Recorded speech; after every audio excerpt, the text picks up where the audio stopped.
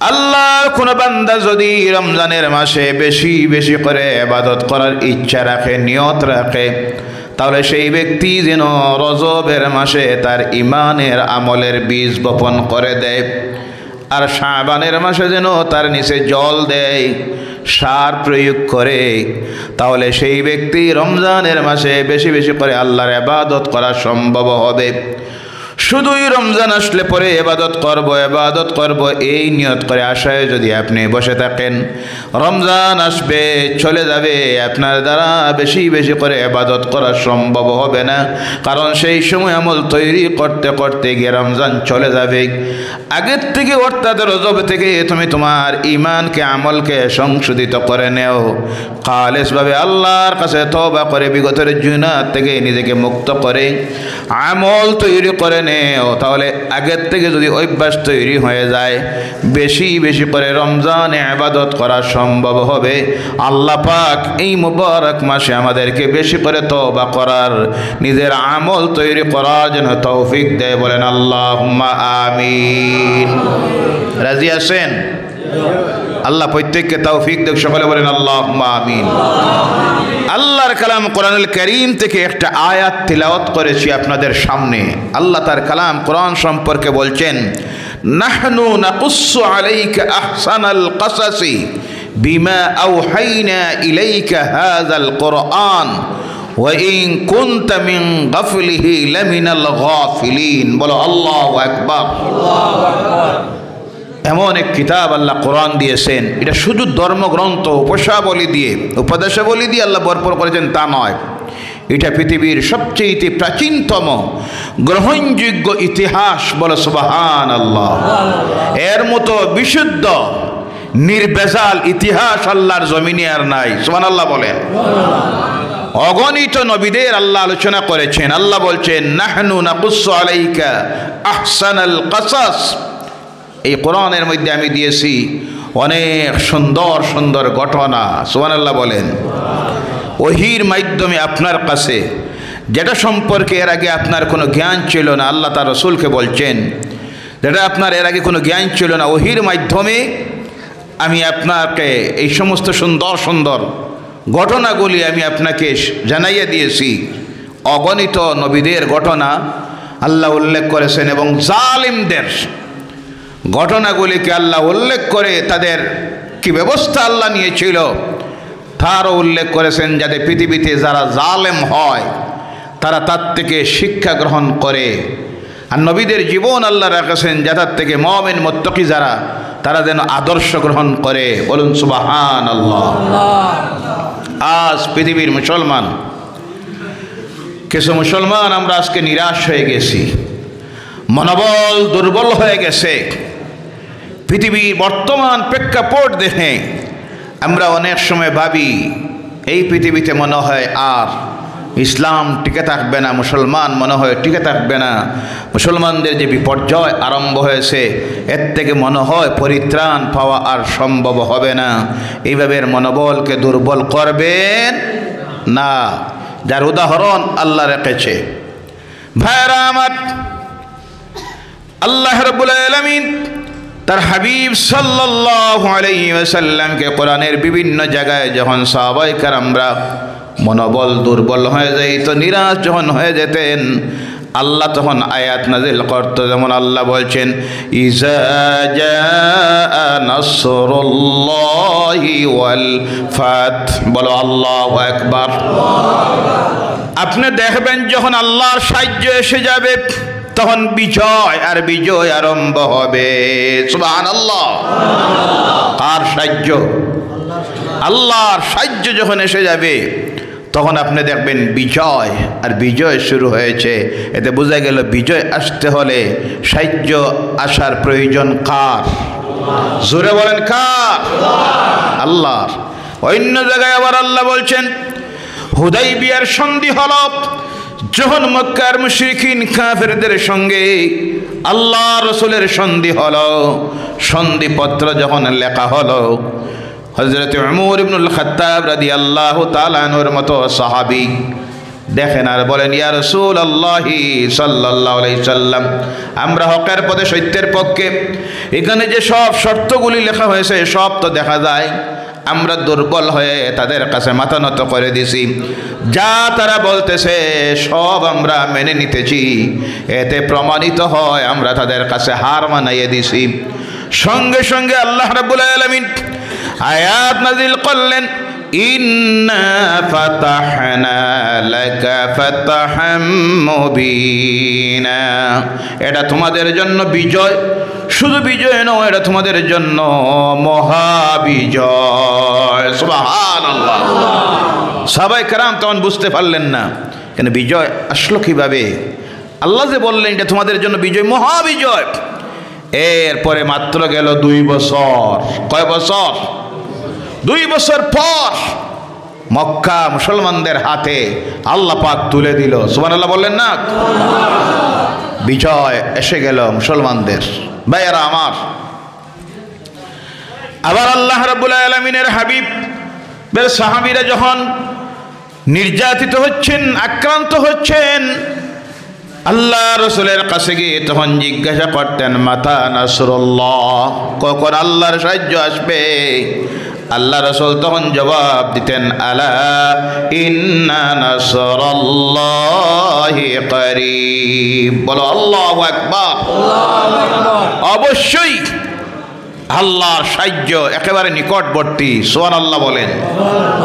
ভাইয়ারা আমার, সময়ের সময় আল্লাহর নবীরা যারা এই পৃথিবীতে এসেছিলেন নির্যাতনের শিকার হয়েছেন, অত্যাচারের শিকার হয়েছেন, কিন্তু তারা তখন ধৈর্য ধরেছেন, মনোবল হারান নাই। ফয়সালা আসলো, ধৈর্য ধরার কারণে, মনোবল টিকাইয়ে রাখার কারণে বিজয় আসলো আল্লাহর নবীদের। আর জালিম যারা, তারা জমিন থেকে নিশ্চিহ্ন হয়ে গেল। বলো সুবহানাল্লাহ।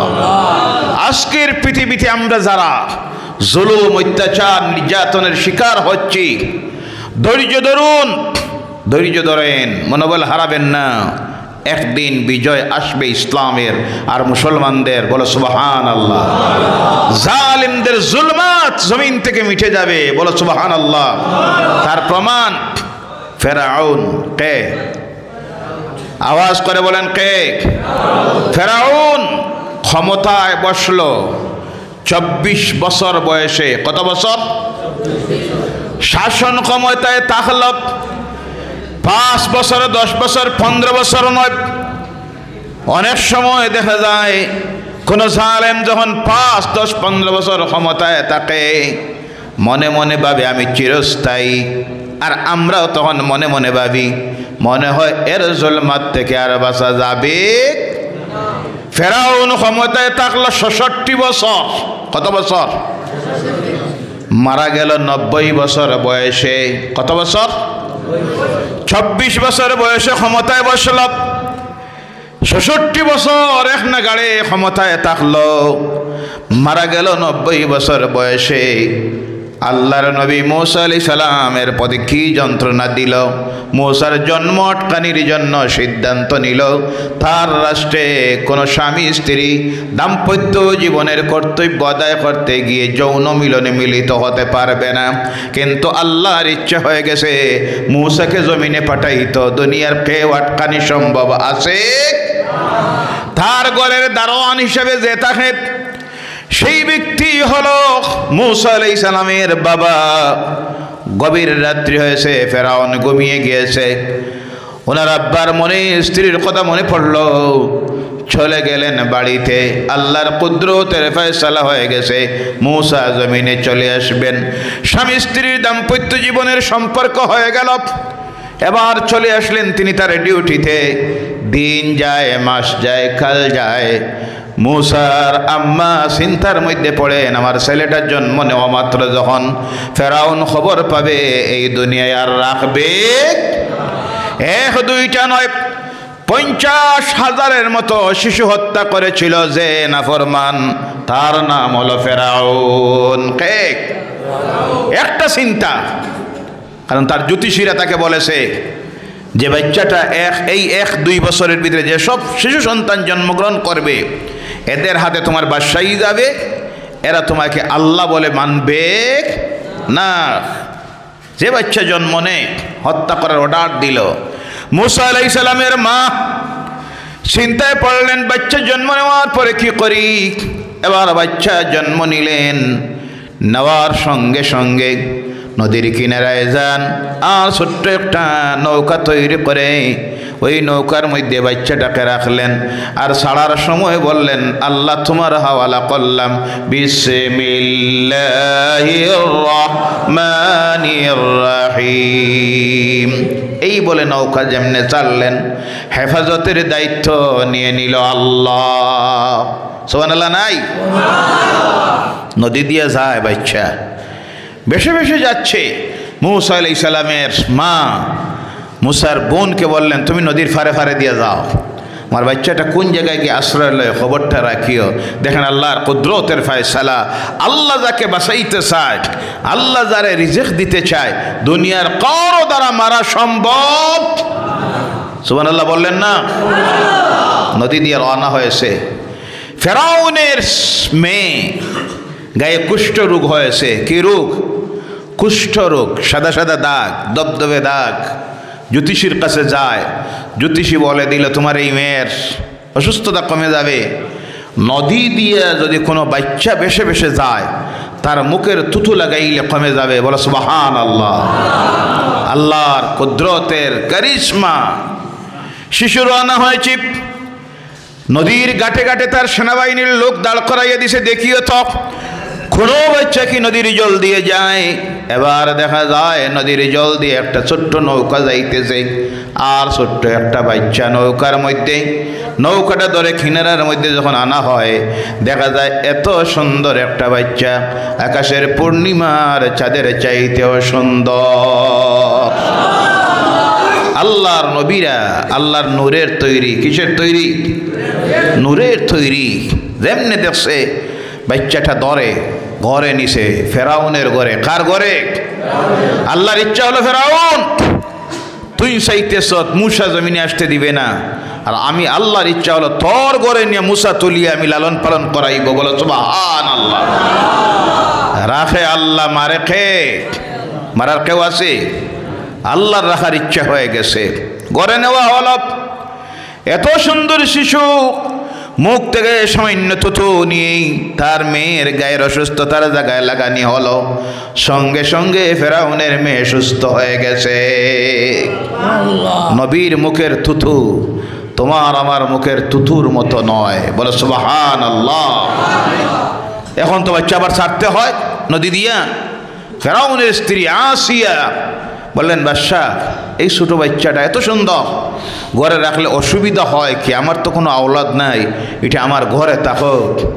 বাচ্চা রাখার অনুমতি দিল, কিন্তু মনে মনে চিন্তা, জানি না এই বাচ্চা নি সেই বাচ্চা। সুবহানাল্লাহ বলেন। সুবহানাল্লাহ। দিন যায়, মাস যায়, খুলে নিয়েছে একদিন আল্লাহ নবী মুসা আলাইহিস সালামকে। একদিকে ঘরে যখন রাখল, এই বাচ্চার তো খাবারের প্রয়োজন। হাট থেকে বাজার থেকে কোনো খাবার দিলে এই বাচ্চা খায় না। অনেক মেয়ে লোক কবর দেওয়া না হলো, মেয়ে লোকের কোলে দেওয়া হয়। এই বাচ্চা কোনো মেয়ে লোকের বুকের দুধও পান করে না। আল্লাহর কুদরতের ইচ্ছা, মা যখন আল্লাহর হাওয়ালা করেছেন, আল্লাহর ইচ্ছা হয়ে গেছে সেই বাচ্চাকে আবার তার মায়ের কোলে ফিরাইয়া দেওয়া। বলো সুবহানাল্লাহ। মা আওলাদের জন্য যে দোয়া করে, আল্লাহর দরবারে করা মাত্র কবুল হয়ে যায়। সুবহানাল্লাহ বলেন। মা বেনামাজি হতে পারেন, জিনাকারী মা হতে পারে, কিন্তু আওলাদের জন্য যখন আল্লাহর দরবারে হাত তোলে, আল্লাহ সেই হাত ফিরাইয়া দেখ। মৌলানা সাহেবের দোয়া কবুল হইতে পারে, না হইতে পারে। পীর সাহেবের দোয়া কবুল হইতে পারে, না হইতে পারে। ইমাম সাহেবের দোয়া কবুল হইতে পারে, না হইতে পারে। কিন্তু যাদের দোয়া 100% শিওর, আল্লাহর দরবারে হাত তোলা মাত্র কবুল হয়ে যায়, মা বাপের দোয়া আওলাদের জন্য। সুবহানাল্লাহ বললেন না? তাহলে এক নম্বরে দোয়া চাইব কার কাছে? আওয়াজ করে বলেন, কার কাছে? কিছু বেকুফ আছে, মা বাবার খবর নাই, পীর সাহেবের বাড়িতে এত বড় মশা আছে না নাই, গাছে লাউ ধরছে লইয়া পীর হুজুরের বাড়িতে রওনা, মা বাপের খবর নাই। মা বাপরে 1 টাকাও দেয় না, পীর সাহেব আইলে 5000। তোর এই পীরের দোয়া কবুল হবে কোনো গ্যারেন্টি আছে? কথা বলেন। কিয়ামতের দিন আল্লাহকে জিজ্ঞাসা করবে, পীর সাহেবরে কি দিলে, কি খাওয়াইলে? জিজ্ঞাসা করবে তোর মা বাপের প্রতি হক দায়িত্ব যেটা ছিল সেটা কি আদায় করেছ? পীর বিরোধী নাই, পীর সাহেবরে দিবেন না, খেদমত দিবেন না, এটা না, দিবেন, খেদমত করবেন। তো 1 নম্বরে প্রাধান্য দিতে হবে, খেদমত করতে হবে কার? আওয়াজ করে বলেন কার? মা বাবার। যাদের হাত তুললে 100% গ্যারান্টি দোয়া কবুল হয়ে যায়। সুবহানাল্লাহ। 1 নম্বরে দোয়া চাইব কার কাছে? আওয়াজ করে বলবেন কার কাছে? এলা নাফরমানও আছে, মা বাবার লগে কথাবার্তা বন্ধ আছে না নাই? বউয়ে কইছে তোমার মা বাবার লগে যদি তোমার সম্পর্ক থাকে আমারে বিদায় দেও, আমি যাই গিয়া। এখন চিন্তা করছে মা বাপ হারাইলে পাওয়া যাইব, তো বউ হারাইলে আর পাওয়া যাইতো? মা বাপ হারাইলে পাওয়া যায়নি না? না যায়। বউ হারাইলে পাওয়া যায় না। যেমন মা মারা গেছেন, কে মারা গেছেন? গ্রামের আরো বিভিন্ন চাষি আছেন, মামি আছেন, মায়ের বয়স্ক যারা আছেন, আইয়া কয় বাবারে কান্দিস না, তোর মা মারা গেছে, বদলি আমি তো আছি। জি কথা ঠিক না? বাবা মারা গেছেন, কান্দে অনেকাই এখন, বাবারে কান্দিস না, আমি তো তোর চাচা আছি বাবার বদলি। বউ মারা গেছে, কেউ আইয়া কইব আর কান্দিস না, আমি তোর বউর বদলি আছি। জি কইব। তাহলে বুঝা গেল মা বাপ মারা গেলে পাওয়া যায়, বউ মরলে পাওয়া যায় না। বলে নাউযুবিল্লাহি মিন যালিক। চিন্তা করে বউয়ে কইছে মা বাপের লগে কোনো সম্পর্ক রাখতে পারত না, তোমার বাইর লগে না, বোনের লগে না, যদি রাখো আমি যাই মগিয়া। চিন্তা করে গেলে মনে হয় আর পাওয়া যাইতো না। স্ত্রীর কথায় মা বাপের সঙ্গের সম্পর্ক ছিন্ন করে দেখ, মা বাপের উপর অত্যাচার করে, জুলুম করে, এমন নাফরমান আছে না নাই? আল্লাহদেরকে হেদায়েত করুক, সকলে বলেন আল্লাহুম্মা আমিন। মুসা আলাইহিস সালামের মা আল্লাহর হাওয়ালা করেছিলেন আর বলেছিলেন আল্লাহ আমার আওলাদটা আমার কাছে ফিরাইয়া দিও। আল্লাহর দরবারে সেই দোয়া কবুল হয়ে গেছে। মুসা ফেরাউনের ঘরে গিয়ে এখন তো আর দুধ পান করে না। হঠাৎ করে ওই যে বন, নদীর কিনারা দিয়ে বাইয়ের খোঁজ নিয়ে গিয়েছিলেন। ওই বনটা গিয়ে পৌঁছেছে ফেরাউনের ঘরে ভিখারির বেশে, ভিক্ষুক মহিলার বেশে। যাওয়ার পর তার জিজ্ঞাসা করা হলো তোমার জানা কি কোনো মহিলা আছে দুধ পান করানোর জন্য? আমাদের একটা বাচ্চা খাও, কোনো মেয়ে লোকের দুধ খায় না। তখন সে বলল একজন বৃদ্ধা মহিলা গ্রামে আছে, আপনারা যদি চান তারে আমি এনে দিতে পারি, বলে তুমি যাও। উনি গেছেন, দৌড় দিয়ে গিয়ে বলেন মা তোমার দোয়া আল্লাহর দরবারে কবুল হয়ে গেছে, চলো আমার সঙ্গে। মুসার মা, ফেরাউন তো চিনে না, মুসার মা গিয়ে হাজির হলেন। ফেরাউন তখন বলল এই বাচ্চাটা, ও বৃদ্ধা মহিলা এই বাচ্চাটা তুমি খুলে নেও তো। খুলে যখন নিলেন, মুখের মধ্যে দুধ দিলেন, সঙ্গে সঙ্গে আল্লাহর নবী মুসা নিজের মা চিনতেছেন, আল্লাহর নবী তো প্রাণ ভরে মন ভরে যখন দুধ পান করলেন। ফেরাউন বলল ও মহিলা তুমি আর কোথায় যাইও না, আমার বাড়িতে থাকো আর আমার ওই বাচ্চাটারে তুমি লালন পালন করো। আল্লাহ আওলাদকে মিলাইয়া দিল, মুসাকে মিলাইয়া দিল মার সঙ্গে। একদিনের ঘটনা, হযরত মুসাকে কোলে নিয়েছে ফেরাউন, আর ওনার মুখ দিয়ে হঠাৎ করে শব্দ বাইর হয়ে গেছে আব্বা। কোনটা? আমার আল্লাহর যাদের পছন্দ হয় না, তুমি আমার নবী। আর এই নাফরমানটা জালিম, তারে নিজের সে আল্লাহ বলে, এমন জালিমটা নাফরমানটাকে তুমি কেন আল্লাহ তুমি কেন আব্বা বললাই? সঙ্গে সঙ্গে আল্লাহ রাব্বুল আলামিন সেই শাস্তির ব্যবস্থা করাইয়া দিলেন। একদিকে আব্বা ডাক দিলেন, আর আরেকদিকে তার দাড়ির মধ্যে ধরে ডান হাতে একটা তাপ্পড় ফেরাউনের গালে। কার গালে?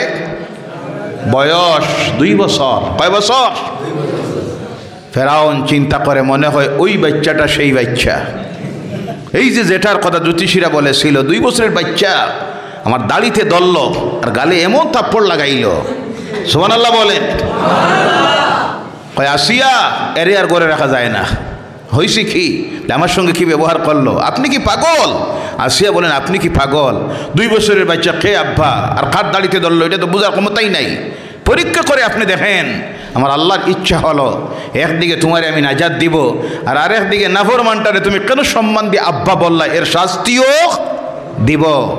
সঙ্গে সঙ্গে আসিয়া সামনে আনলেন একটা জ্বলন্ত অগ্নির টুকরা, সামনে এনে রেখেন আর বলেন, ও ফেরাউন, আমার স্বামী তুমি দেখো তো, বাচ্চাটা যদি এটার মধ্যে হাত দেয় তাহলে বোঝা যাবে কিছু বুঝে না, আর যদি হাত না দেয়, একদিকে রাখলেন একটা সোনার টুকরা, যদি সোনায় হাত দিয়ে দে তাহলে বোঝা যাবে সব বুঝে। তাফসীরের মধ্যে আসতেছে হযরত মুসা আলাইহিস সালামের হাতটা সোনার দিকে যায়, আগুনের দিকে যায় না, কারণ তিনি তো আল্লাহর নবী, সব বুঝতেছেন। সুবহানাল্লাহ। আল্লাহ সঙ্গে সঙ্গে জিব্রাইল পাঠাইয়া দেয়, আমার জিব্রাইল, এবার আমার নবী যদি শোনা লয় তাহলে ফেরাউন তারে ছাড়বে না, বুঝবে তো সব বুঝে। হযরত জিব্রাইল এসে ডান হাতে ধরেন আর আগুনের টুকরার মধ্যে নিয়ে হাত দেন। আল্লাহর নবী মুসা আগুনের টুকরা তুলে মুখের মধ্যে দিয়ে দিলেন। সেই দিন ওর জিহ্বা জ্বলে গেল। ওই জিহ্বা জ্বলার কারণে আল্লাহর নবী মুসা কথা বলতে গিয়ে অনেক সময় তুতলাইতেন। কে করতা? তুতলাইতা। একদিকে আল্লাহ তার হাত থেকে নাজাত দিল, আর আরেকদিকে শাস্তি দিল। কি দিল? শাস্তি দিল। আমার বলার উদ্দেশ্য হল, এই ফেরাউন এবার শাসন ক্ষমতায় বসলো। বসার পরে আল্লাহর নবী মুসার বিরুদ্ধে কত ষড়যন্ত্র করল, দেশত্যাগ করাইল। চলে গেলেন তিনি ওখান থেকে সুদূর আরেকটা দেশে। সেখানে যাওয়ার পরে বিবাহ হল। এরপরে আবার ফিরে আসলেন ফেরাউনের দেশে। এসে গিয়ে বললেন, ফেরাউন রে, একটা বার পড়ে লা ইলাহা ইল্লাল্লাহ মুসা কালিমুল্লাহ। কিন্তু তার ক্ষমতার বলে, অনেক মানুষ আছে ক্ষমতার বলে, ধনসম্পদের বলে, নিজের জনশক্তির বলে দরাকে সরা জ্ঞান করে, স্রষ্টার ভয় তাদের অন্তর থেকে চলে যায়, গিয়ে তারা নিজে নিজে অনেক সময় নিজেকে স্রষ্টা বানায়। বলো নাউযুবিল্লাহ। এমন নাফরমান জালিমেরা বর্তমান পৃথিবীতে আছে না নাই? আছে। ভাইয়েরা আমার, আল্লাহ দেখাইয়া দিতেছে জুলুমের একটা সীমা আছে, নির্যাতনের একটা সীমা আছে, অপরাধের একটা সীমা আছে। সেই সীমায় যখন গিয়ে পৌঁছে যায় তখন আল্লাহ যে ধরে, এই দরাত থেকে ছুটানির কেউ নাই। নিরাশ হবেন না, মনোবল হারাবেন না, ধৈর্য ধরুন। কি করুন? ধৈর্য ধরুন আর মুত্তাকি হয়ে যাও। ইনশাআল্লাহ বিজয় আসবেই আসবে। বলো সুবহানাল্লাহ। কথা কার? আল্লাহ বলছেন, ওয়ালা তাহিনু ওয়ালা তাহজানু ওয়া আনতুমুল আ'লাউনা ইন কুনতুম মুমিনিন। জোরে বলো আল্লাহু আকবার। নিরাশ হইও না, চিন্তিত হইও না, মনোবল হারাইও না। বিজয় তোমাদেরই আসবে যদি তোমরা মুত্তাকি হয়ে যাইতে পারো। সুবহানাল্লাহ। কথা কার? আল্লাহ এখানে 3টা কথা বলছেন। কয়টা কথা? মনোবল হারাইও না, চিন্তিত হইও না, তোমরা নিরাশ হইও না, বিজয় তোমাদেরই আসবে। কন্ডিশন হইল তোমরা যদি মুত্তাকি পরহেজগার হয়ে যাইতে পারো। আমরা কি মুত্তাকি হইতে পারছি? জি, পরহেজগার হইতে পারছি? মদ আমাদের মধ্যে, চুরি আমাদের মধ্যে, জেনা আমাদের মধ্যে, ডাকাতি আমাদের মধ্যে, মিথ্যা কথা, পরনিন্দা, চুগল করি, মিথ্যা মামলা, আইল ঠেলাঠেলি, নামাজ নাই, পর্দা নাই, যত আল্লাহর নাফরমানি সব আমাদের মধ্যে, আমার পরিবারে, আমাদের সমাজে আছে না নাই? এটা কোনো মুত্তাকির পরিচয়? এটা তো হলো আল্লাহর নাফরমানদের পরিচয়। আল্লাহর সাহায্য আসতেছে না। দোয়া, কত দোয়া হচ্ছে, কত মাহফিল হচ্ছে প্রতিদিন, কিন্তু পরিবর্তন আমাদের আসতেছে না। যার জন্য আল্লাহ আমাদের অবস্থা পরিবর্তন করতেছে না। আগে আমরা নিজে পরিবর্তন হতে হবে, তারপর আল্লাহ পরিবর্তন আনবে, আল্লাহর গায়ব থেকে সাহায্য আসবে ইনশাআল্লাহ। বলো ইনশাআল্লাহ। আমরা পরিবর্তন হইতে চাই কি চাই না? সমস্ত আল্লাহর নাফরমানিকে সময় বড় কঠিন।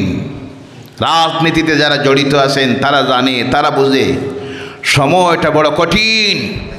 আল্লাহর ওয়াস্তে জোড় হাতে অনুরোধ রাখি, পরিবর্তন হয়ে যাও, হেদায়েতের রাস্তায় আনো।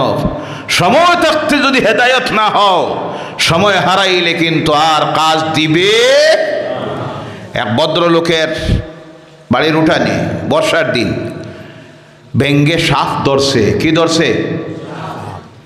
ব্যাঙে সাপ ধরে না সাপে ব্যাঙ ধরে? কোনটা? সাপে ব্যাঙ ধরছে। আমি একটু উল্টা কইয়া দেখলাম, আপনারা গোম আইসে হুশ আসেন না বেহুশ? ব্যাঙে সাপ ধরে না, সাপে ব্যাঙ ধরছে। তো ব্যাঙ তখন দেখলো আর তো ছুটা যাইতো নাই, বারবার সাপরে কয়, মামা দয়া করে আমারে শাড়ি দেও, আমারে শাড়ি দেও তুমি, আর তুমি সোজা হয়ে যাও, তুমি সোজা হয়ে যাও, তোমার এই কাজটা তুমি বাদ দিলাও। অন্যভাবে কারোর ধরা মারা খাওয়া একবার দুইবার তিনবার খয়, সাপ কিন্তু সোজা হয় না। বাড়ির মালিক যখন ব্যাঙের ডাক বারবার শুনতেছে, আস্তে আস্তে বাইর হইছে লাঠি লইয়া। কে লইয়া? লাঠি লইয়া ইয়া ভার হইয়া কোনটা করবো জানা যার তো জি একটা দিছে ডান্ডা সাপের গর্দনায়। কোন জায়গায়? সাপের গর্দনায়। তো সাপ তখন ব্যাঙ ছাড়ছে আর মারা গেছে। মারা যাওয়ার বাদে সোজা হয়ে গেছে। কি হয়েছে? সোজা হয়েছে। ব্যাঙ ছুটিয়া যায়, গিয়া হয়, মামা সোজা হইলা কিন্তু জান যাওয়াইয়া। জি এর আগে সোজা হইলা না। আমাদের অবস্থা এইভাবে। সোজা হয়ে যাও, হেদায়েতের রাস্তায় চলে আসো, সিরাতে মুস্তাকিমের রাস্তায় চলে আসো। না হয় যেইভাবে পিঠে চলতেছে, গর্দনায় পিঠে যেসব মায়ের চলতেছে, সময় যাওয়াইয়া সোজা হইয়া লাভ হবে? কথা বোঝা যাক ভাইয়েরা আমার। এবার ফেরাউন মুসার বিরুদ্ধে ষড়যন্ত্র করল, দেশ ত্যাগ করাইল। এবার এই মুসা আবার যখন ফিরে আসলেন দিনের দাওয়াত নিয়ে, ফেরাউন ডাক দিল, মুসারে তোমার সঙ্গে এবার আমার সরাসরি মোকাবিলা হবে, তোমার সঙ্গে নয়, তোমার আল্লাহকে ডাক দেও। আগামী কল্ল দুপুর বেলায় এই ময়দানে তোমার আল্লাহ তার ক্ষমতা দেখাবে, আর আমি আমার ক্ষমতা দেখাইব। মুসা চিন্তায় পড়ে গেলেন, আল্লাহ কে করা যায়? আল্লাহ বলেন, মুসারে তুমি চিন্তা করিও না, তোমারে আমি বিশেষ ক্ষমতা দিয়ে এই জমিনের মধ্যে পাঠাইয়াছি। তুমি সাধারণ মানুষ নয়, আমি আল্লাহর নবী। তুমি আল্লাহ যাওয়ার দরকার নাই। তোমার হাতের মধ্যে যে লাঠিটা দিয়েছি, এই লাঠির পাওয়ার কেমন সে তো জানে না। ওই লাঠিটা হলো আল্লাহর জান্নাতের গাছের ডাল। সুবহানাল্লাহ। বেহেশতের কিছু জিনিস হযরত আদম আলাইহিস সালাম এই পৃথিবীতে আসার সময় হাতে করে এনেছিলেন। এর মধ্যে একটা ছিল ওই গাছের ডাল, যেটা আদম আলাইহিস সালামের হাত থেকে এলো শীষ আলাইহিস সালাম, ওখান থেকে দাউদ, ওর হাত থেকে গেল শুআয়ব আলাইহিস সালাম। আর শুআয়ব আলাইহিস সালাম হলেন মুসার শ্বশুর। ওর মেয়ে বিবাহ হয়েছিল মুসার সঙ্গে, শুআয়ব আলাইহিস সালামের। দামানকে যেদিন বিদায় দেন, দেওয়ার সময় কিছু উপহার সামগ্রী দিলেন। ওই মধ্যে ওই লাঠিটা দামদের হাতে দিলেন, যে লাঠি দুনিয়ার সাধারণ লাঠি নয়, আল্লাহর বেহেশতের গাছের ডাল। বলে সুবহানাল্লাহ। আল্লাহ বলেন, মুসারে তুমি চিন্তা করিও না, লা তাহজান, চিন্তার কোনো কারণ নাই। ময়দানে গিয়ে হাজির হয়েছেন মুসা, হাতে লাঠি। ফেরাউন 70,000 নাম করা করা জাদুকর নিয়ে হাজির হয়েছে। এসে বলল, মুসারে তোমার আল্লাহ কোথায়? ডাক দাও। মুসা বলেন, আমার আল্লাহ আসার প্রয়োজন নাই, আমি তোমার জন্য যথেষ্ট। সুবহানাল্লাহ। ফেরাউনের জাদুকরেরা লাশ জাদুর মাধ্যমে সাপ ছাড়া শুরু করল। তাফসীরের মধ্যে আসতেছে, বিরাট বিরাট অজগর সাপগুলি যখন বাইর হয়েছে মুসার দিকে আসতেছে, আল্লাহ বলেন, মুসারে তোমার হাতের লাঠিটা ছেড়ে দাও, আর ছাড়ার সময় তুমি পড়িও বিসমিল্লাহির রহমানির রহিম। এই বিসমিল্লাহর পাওয়ার আছে না নাই? বরকত আছে না নাই? এর জন্য আমার আল্লাহ তার কালাম কোরআনুল কারীমের মধ্যে ওই বিসমিল্লাহির রহমানির রহিম বাক্যটাকে, আয়াতটাকে 114 বার ব্যবহার করেছে। কতবার? জোরে বলেন কতবার? 114 বার। 114টা সূরা, 113টার আরম্ভণীর মধ্যে আল্লাহ ব্যবহার করেছেন বিসমিল্লাহির, পড়ুন না, বিসমিল্লাহির রহমানির রহিম। একটার শুরুর মধ্যে নাই, অন্য জায়গায় আল্লাহ এটা নিয়ে কমপ্লিট করে দিয়েছেন। আরেক জায়গায় আরেক সূরার আরম্ভণীতে বলেছেন বিসমিল্লাহির রহমানির রহিম, আর তার মধ্যভাগে গিয়ে আল্লাহ আবার বলেছেন ইন্নাহু মিন সুলাইমান ওয়া ইন্নাহু বিসমিল্লাহির রহমানির রহিম। বলো আল্লাহু আকবার। কোরআনুল কারীমে এই বিসমিল্লাহ আছে 114 বার। আল্লাহর কোন বান্দা বান্দি যখন একবার তিলাওয়াত করে, পড়ুন আমার সঙ্গে, বিসমিল্লাহির রহমানির রহিম, সঙ্গে সঙ্গে আল্লাহ তার আমলনামায় 190টা নেকি লিখে দেয়। আজ থেকে প্রত্যেকটা কাজ আরম্ভ করতে গিয়ে শুরু করব কার নামে? জোরে বলেন কার নামে? প্রতিটি কাজ শুরু করতে গিয়ে শুরু করবেন বিসমিল্লাহির রহমানির রহিম দিয়ে। আল্লাহ রাসূল বলছেন যে কাজ শুরু করা হয় আল্লাহর নাম দিয়ে, আল্লাহ সেই কাজে বরকত দিয়ে দেয়। সুবহানাল্লাহ বলেন। কাজটা লাস্ট পর্যন্ত কমপ্লিট করার জিম্মাদারি আল্লাহ তার কুদরতের হাতে নিয়ে নেয়। বলে সুবহানাল্লাহ। আল্লাহ যেন আমল করে তৌফিক দেয়। সকলে বলেন আল্লাহুম্মা আমিন। মূসা আলাইহিস সালাম লাঠি ছাড়লেন, বিসমিল্লাহির রহমানির রহিম বলে, এখন আর লাঠি রইল না, বিরাট অজগর সাপ হয়ে গেছে। সুবহানাল্লাহ বলেন। আগে দিয়ে যাওয়ার দরকার হয় নাই, মুখ খুলে শ্বাস দিয়ে যেমনি টান দিছে, জাদুকরদের সমস্ত সাপগুলি মুসার লাঠি নামের সাপের ভিতরে ঢুকে গেছে। জাদুকর যারা ছিল অবাক হয়ে গেছে, তারা বলে এটা জাদু নয়, এটা জাদু নয়, অনেক জাদু দেখেছি, এটা জাদু নয়, এই মানুষটা জাদুকর নয়, নিশ্চয় আল্লাহর নবী। সেই দিন সঙ্গে সঙ্গে 70,000-এর মতো জাদুকর যারা ছিল তারা আল্লাহর নবী মুসার ওই মুজিজা দেখে পড়ে নিল লা ইলাহা ইল্লাল্লাহু মুসা কালিমুল্লাহ। বলে সুবহানাল্লাহ। ফেরাউন দেখলো ব্যাপারটা তো খারাপের দিকে যাস, এইভাবে যদি মুসা তার মুজিজা দেখাইতে থাকে, একদিন তো আমার লগে আর মানুষ থাকতো নাই, আমারে আর আল্লাহ মানত নাই, তাহলে এই মুসারে আর জমিনে রাখার প্রয়োজন। তাড়ানি শুরু করছে তার সৈন্যবাহিনী নিয়ে। হযরতে মুসা আলাইহিস সালাম এমন এক জায়গার মধ্যে গিয়ে পৌঁছিলেন, 3 দিকে ফেরাউনের সৈন্য, সামনে নীল নদ, আজকের যে মিশর, ওই মিশরের নীল নদী সামনে। মুসা চিন্তায় পড়লেন, আল্লাহ এখন তো ধরা পড়ে যাইমু। আল্লাহ বলেন চিন্তার কারণ নাই, তার জুলুমের শেষ সীমায় পৌঁছে গেছে। প্রত্যেকটার একটা সীমা আছে না নাই?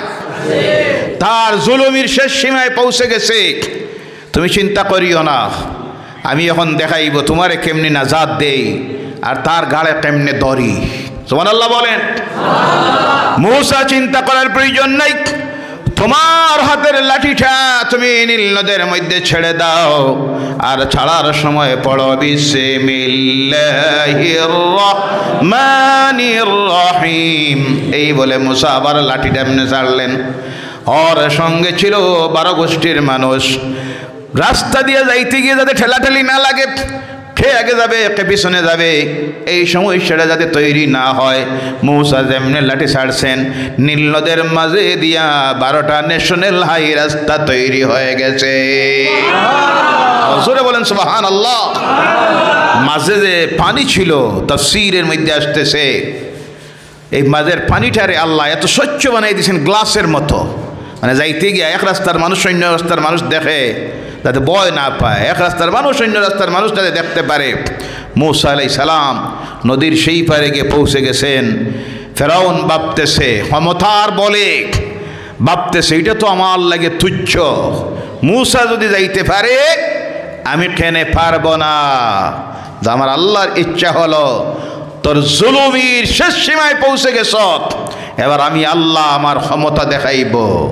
আল্লাহ ছাড় দে, ছেড়ে দে, কথা বোঝা যাক, ছাড়ি দে, কিন্তু একবারে ছাড় দে, দেখি তো করতে থাক। কিন্তু যেই দিন আমি ধরব, আমার ধরার থেকে বাঁচানির কোনো শক্তি। এবার মূসা চলে গেছেন। ফেরাউন তার সৈন্য বাহিনী নিয়ে যখন নীল নদের মাঝে গিয়ে পৌঁছেছে, আমার আল্লাহ রাব্বুল আলামিন তার কাহারিয়তের হাত দিয়ে ফেরাউনের গাড়ে ধরছে আর পানির অর্ডার দেয়, পানি ওই রাস্তাগুলি বিলীন করে দেয়।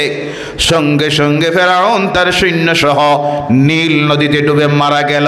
কিন্তু মারা যাওয়ার পর আমার আল্লাহ রাব্বুল আলামিন লাশটারে রেহাই দিল না, নদীর পানি গ্রহণ করে না, নদীর পানি ঢেউ দিয়ে কিনারায় তুলে রাখলো।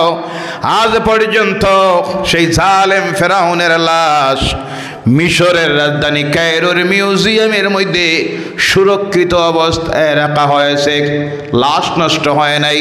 এটা দিয়ে এটা ভাববা না ফেরাউনটা বড় নাম করা আল্লাহর ওলি ছিল, জি, এর কারণে লাশ নষ্ট হয়েছে না। এখানে তার লাশ আল্লাহ কেন রাখলো? আল্লাহ উদাহরণ দুনিয়ার জালিমদেরকে দেখাইয়ে দিতে চায়, ও জালিমেরা, তোমরা যে জুলুম অত্যাচার নির্যাতন মানুষের উপরে করো, মনে মনে ভাবো তোমরা এইসব ক্ষমতার মালিক। এই ফেরাউনের লাশটার দিকে দেখো, আর দেখে তার জীবনীটা তোমরা দেখো। তার জুলুমের শেষ সীমায় গিয়ে যখন পৌঁছেছিল, আমি আল্লাহ তার গাড়ে ধরে নীল নদীর পানিতে ডুবাইয়া মেরেছিলাম, এরপরে তার লাশটা উঠাইয়া এনে রাখছি তোমরা দেখে হেদায়েত গ্রহণ করার জন্য। সুবহানাল্লাহ। জালিমদের জুলুমের একটা সীমা আছে, সেই সীমায় গিয়ে যখন পৌঁছে যায় ধরে কে? ভাইরা আমার, মাজলুম যারা হয় তারা যখন আল্লাহর কাছে কান্দে কিছু বলার প্রয়োজন হয় না। নির্যাতিত যারা হয় মাজলুম, তাদের অন্তর থেকে যখন আহ শব্দ বাইর হয়, সেই আওয়াজ আল্লাহর আরশে আজিমে গিয়ে ধাক্কা দেয়। সুবহানাল্লাহ বলেন, সুবহানাল্লাহ। এর জন্য আমরা আজ মাজলুম, পৃথিবীর হকপন্থী সমস্ত মুসলমানেরা আজ মাজলুম, জুলুম নির্যাতনের শিকার, অসহায়। ফিলিস্তিন, আকাশের নিচে জমিনের উপরে ফিলিস্তিনি মুসলমানের মতো মাজলুম আর কেউ নাই। কিন্তু আমার বলার উদ্দেশ্য হলো, ওই মাজলুমদের প্রতি আল্লাহর সাহায্য আসতেছে। কত দোয়া আমরা করতেছি, কিন্তু দোয়া কবুল হচ্ছে না। তার কারণ আমরা যারা দোয়া করতেছি আমরা হলাম পাক্কা বেনমাজি, জি, আমরা হইলাম নাম করা সুদখোর, আমরা হইলাম মদের ব্যবসায়, মদ খাওয়ায়, জেনায়, বেপরদাইতে, আল্লাহর সমস্ত নাফরমানিতে নিমজ্জিত। যার কারণে আমরা যখন দোয়া করি আল্লাহর রহমত তো আসে না, বরং লানত আসে। কি আসে? এই সময়ে আল্লাহর ওয়াস্তে মুসলমানেরা কল ঝুড়ে অনুরোধ রাখি, আল্লাহ পাক আমাদেরকে একটা নিয়ামত দিয়েছেন, যে এই নিয়ামতের নাম হলো ঈমান। কোনটা? ঈমান আছে আমাদের। গুনাহ করেছি, ভুল হয়ে গেছে, আল্লাহর কাছে ভুল করেছি, যে আল্লাহর নাম হলো রহমান, যে আল্লাহর নাম হলো রহিম, যে আল্লাহ হলেন গফুরুর রহিম। এ আল্লাহ আরেকটা নিয়ামত আমাদেরকে দিয়েছেন, ইমানদার মুমিনের চোখের পানি। সুবহানাল্লাহ। আরেকটা নিয়ামত দিয়েছেন আমাদের এই বডির রক্ত। মুমিনের দেহের রক্ত যখন অন্যের বিরুদ্ধে প্রতিবাদ করতে গিয়ে, আল্লাহর দ্বীনকে জমিনে প্রতিষ্ঠিত করতে গিয়ে, মুমিনের দেহের থেকে যখন এক ফোঁটা রক্ত জমিনে পড়ে, আল্লাহ তার জিন্দেগীর গুনাহ মাফ করে দেয়। মুমিন যদি অন্যায়ের বিরুদ্ধে প্রতিবাদ করতে গিয়ে সংগ্রামে নামে আর তার জীবনটা যদি দিয়ে দেয়, তার কল্লা দিয়ে দেয়, সঙ্গে সঙ্গে তার নাম হয়ে যায় শহীদ। কি হয় না? শহীদ যারা, তাদেরকে আল্লাহ কি মর্যাদা দিয়েছে। শহীদের মৌত যখন হয়, মৌতের সময় আল্লাহর দিদার নসিব হয়ে যায়। সুবহানাল্লাহ। কিয়ামতের দিন বিনা হিসাবে আল্লাহ তাদেরকে তার জান্নাতে যাওয়ার পারমিশন দিবে। আল্লাহ বলবে, ও শহীদেরা, আমার জান্নাতের 8টা দরজা তোমাদের জন্য খোলা, বিনা হিসাবে যে দরজা দিয়ে ইচ্ছা হয় আমি আল্লাহর জান্নাতে তোমরা চলে যাও। বলে সুবহানাল্লাহ। আল্লাহ আমাদের প্রত্যেককে শাহাদাতের মওতটা যেন নসিব করে, বলেন আল্লাহুম্মা আমিন। আর জোরে বলেন আল্লাহুম্মা আমিন। সর্ব অবস্থায় মনের মধ্যে এই আশা রাখবেন, নিয়ত রাখবেন, আল্লাহর কাছে দোয়া করবেন, আল্লাহ শাহাদাতের কামনা আমার, শহীদ হওয়ার সুযোগ যদি আসে যে কোনো মুহূর্তে আমি তোমার দিনের জন্য অন্যের বিরুদ্ধে সংগ্রামে নেমে আমার জীবনটা দিতে আমি রাজি আছি, এই যদি নিয়ত থাকে।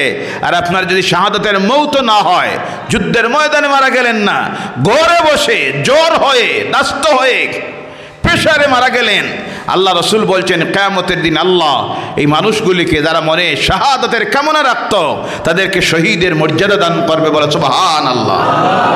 সর্বক্ষণ মনের মধ্যে শাহাদাতের কামনা রাখবেন। আর আরেকটা জিনিসের মর্যাদা আল্লাহ দিয়েছেন, মুমিনের চোখের পানি। কোনটা?